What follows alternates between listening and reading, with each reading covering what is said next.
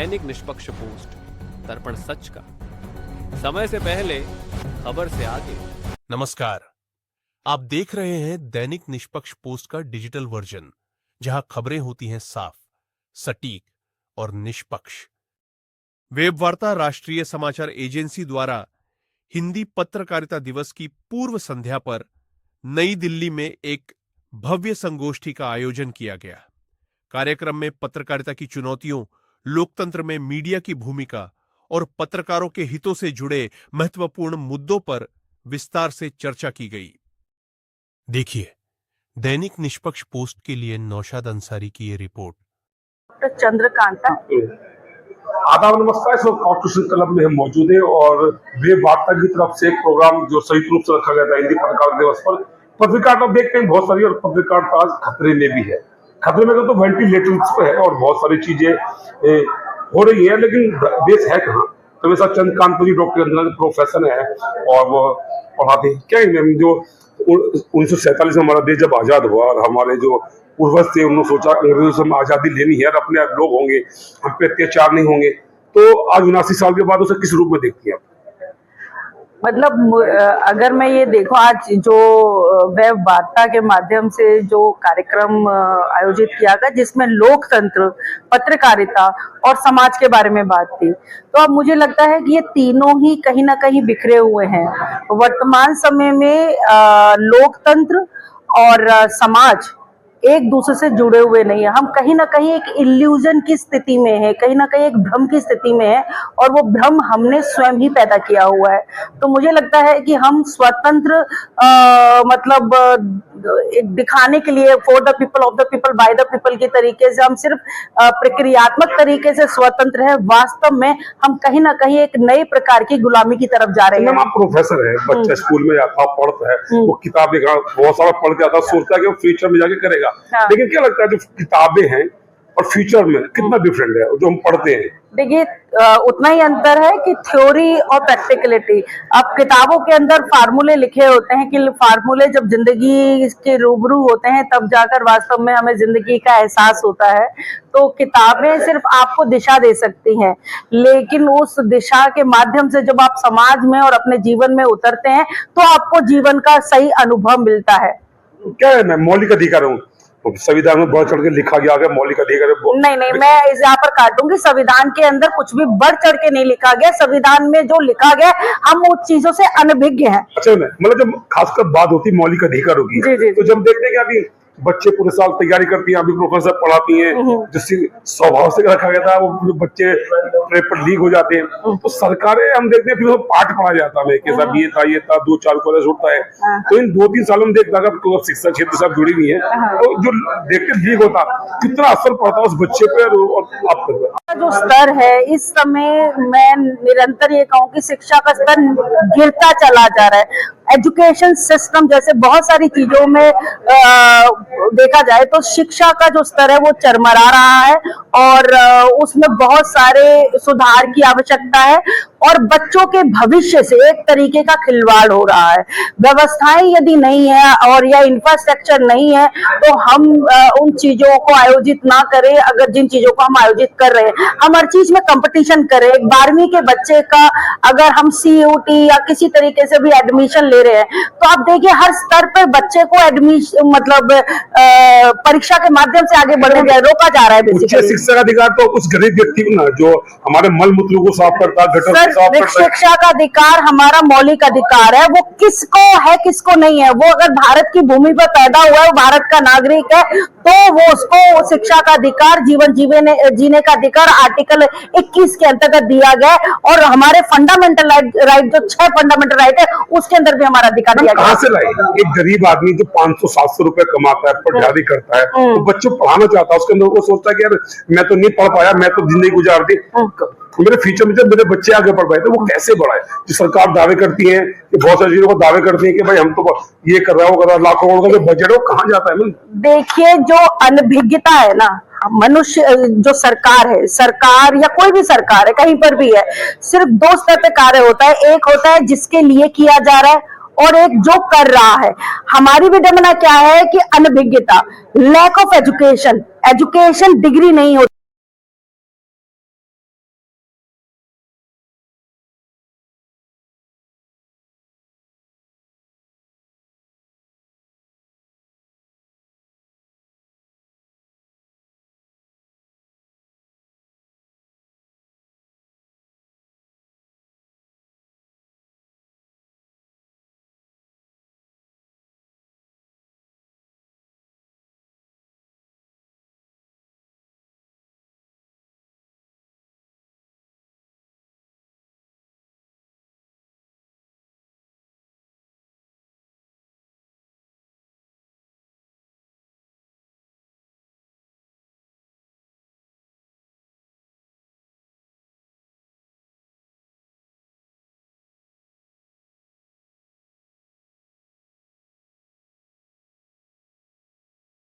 जिससे के मालिक तो कहते हैं कि साहब बहुत सारे लोग हैं खरीद आके मोबाइल खरीद लिया, ये खरीद लिया, पत्रकार नहीं, वो सच को ला रहे हैं।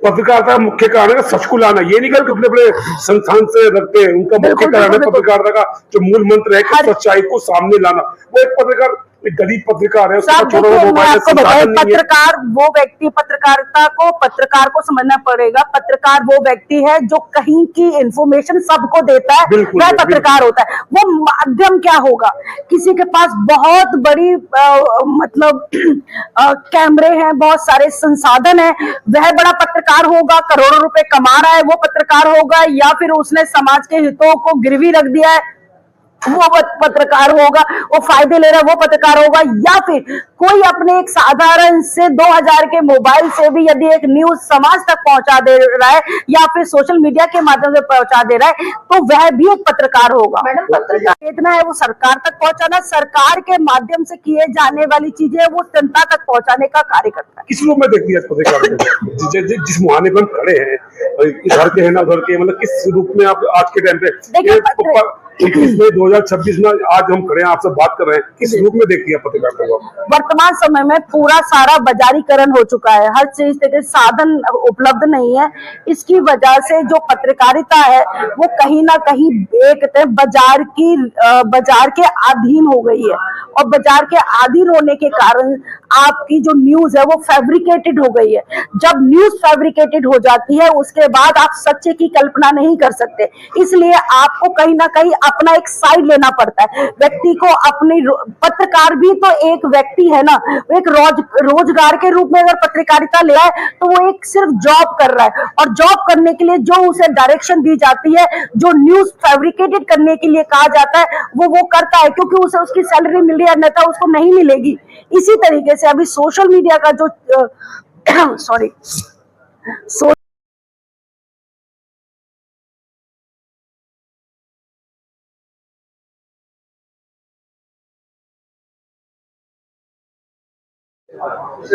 सर आज प्रोग्राम आपने रखा था, आज हिंदी पत्रकार प्रोग्राम आपने रखा था, क्या उद्देश्य है और आगे वाले जो आपका वेब वार्ता की बड़ी एजेंसी है तो क्या उद्देश्य है? एजेंसी का उद्देश्य है प्रकाशकों को फायदा हो, उनको आसान तरीके से खबरें मिल सके, पत्रकारों को इतना पाएंगे क्योंकि बहुत आसान तो नहीं है, उसका परिवार भी चलाना, स्किल पे काम करना है, संसाधन जुटाने हैं, तो कैसे वो सच्चाई को प्रकाशित करें? और क्योंकि इसके साथ बहुत सारे प्रॉब्लम्स होती है, संसाधन की अभाव है, हैवी वाहन नहीं है। नहीं, इन्होंने वेब वार्ता के अब सीईओ सईद साहब ने पहली बार कहा कि हमें सच्चाई को नहीं छोड़ना है। आपको अगर दो चीज तय करनी पड़ेगी, या तो सच बोलिए या लोभ लीजिए। सच बोलेंगे तो आपकी क्रेडिबिलिटी बनेगी, लोभ हो सकता है आपको फौरी तौर पर फायदा पहुंचाए लेकिन आपके व्यक्तित्व को खराब कर देगा। Okay, thank you. तो कैसे पीछा के साथ विश्व में 148 इंडेक्स है हमारा, वो कैसे मतलब उसको हम देखते खबरें को प्रकाशित नहीं करती, प्रचारित करते, उसको एक तरह स्क्रिप्ट होती लिखी हुई वो पढ़ते हैं, और दूसरी बात तो नेशनल मीडिया है जो आज तक है, जी न्यूज है, उनको जो डिबेट होती है वो डिबेट का औचित्य नहीं है, वो इस तरह से लड़ते हैं कि मतलब जो आम व्यक्ति है, नॉर्मल पर्सन है, उसकी समझ में कुछ नहीं आता, तो कहने लगे उनको बदलाव करना चाहिए ताकि बेहतर तरीके से खबरों को प्रकाशित किया जाए। और आम व्यक्ति जिसको समझना है, जो जिसका समाज से लेना देना है, उसको समझ में आए। आप देखिए कि वेब वार्ता न्यूज एजेंसी ने आज जो कार्यक्रम किया, जो हमारे कई चीफ गेस्ट है, उसका उद्देश्य यही है कि असल जो जेन्युइन पत्रकार, आप लोग काम कर रहे हैं, जमीन पर काम कर रहे हैं, लेकिन एक पत्रकार जो हवा में हवाबाजी कर रहा है, आज वो भूले जा रहे हैं। समाज में, जनता में कहीं उसका अस्तित्व नहीं है। वेब वार्ता की यही कोशिश है कि जो जेन्युइन पत्रकार हैं, जो वाकई बिल्कुल चप्पल पहन करके अपने वहां जहां रहते हैं उनकी समस्याओं को हम तक पहुंचाते हैं, एजेंसी बगैर उसमें रोक टोक के जनता तक एजेंसी उसको पहुंचा रही है। आपने खुद कहा कि आज गोदी मीडिया कॉन्सेप्ट क्यों आया, आज बड़े चैनलों से लोग उब चुके हैं। आप उनकी व्यूअर्स पे जाके देखिए कि व्यूअर्स कहाँ पड़े हुए हैं, कहा गुप्ता जी उससे कहीं ज्यादा आप सब जो है उन लोगों की बात उठा रहे हैं और आपकी बात को कोट करके सरकार तक पहुंच रही है। अगर आप न हो तो मीडिया का जो सो कॉल्ड बड़े मीडिया उसका कोई अस्तित्व है ही नहीं। आज लोगों ने गोदी मीडिया को देखना बंद कर दिया है, ये सच्चाई है। छोटे मझोले जब पत्रकार है, छोटे पत्रकार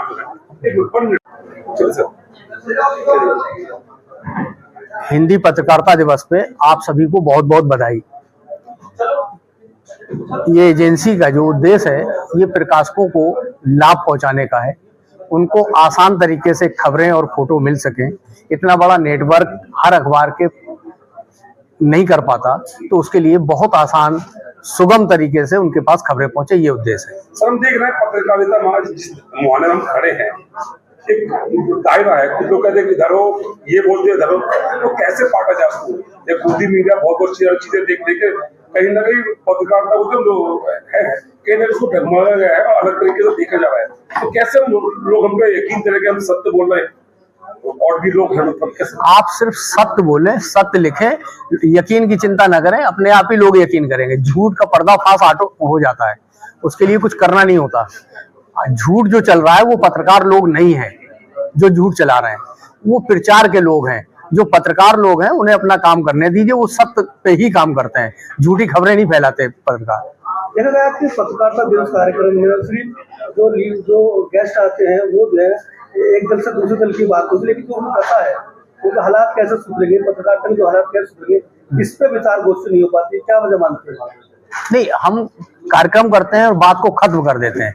बात को कंटिन्यू बनाए रखना है, ये हमारी कोशिशें हों। जब हमारी कोशिशें निरंतर जारी रहेंगी तो ऐसा नहीं कि किसी मसले का हल नहीं निकलेगा, मसले का हल निकलेगा। चुप नहीं बैठना है। सर आज के दिन में अखबारों की जो हालत हो गई है, तो आपने इतना लंबा संघर्ष कैसे करा और उसके पीछे क्या राज है और ये कौन सी संजीवनी बूटी है जो आपने यहाँ तक इसको कामयाब हुई? इसके पीछे आप लोग हैं इसके राज। हाँ, सच्ची बात यही है कि कोई एजेंसी बिना पत्रकारों के नहीं चलती, वो पत्रकारों की खदान है। अब उसमें इतने पत्रकार अगर ना होंगे, सहयोग नहीं मिलेगा तो नहीं चलेगा, तो उन्हीं की वजह से चल रही है। पहला काम। दूसरा काम है उसके अखबार के जो मालिक हैं, प्रकाशक हैं, उनका सहयोग है। तीसरा जो है हमारे परिवार का सहयोग है, जो संकट की घड़ी में भी वो साथ खड़े रहते हैं। इतना बड़ा लोकतांत्रिक देश है हमारा। आप देख रहे थे दैनिक निष्पक्ष पोस्ट। ऐसे ही खास इंटरव्यू और रिपोर्ट्स के साथ फिर मिलेंगे। कृपया लाइक, सब्सक्राइब और शेयर करना न भूलें। धन्यवाद।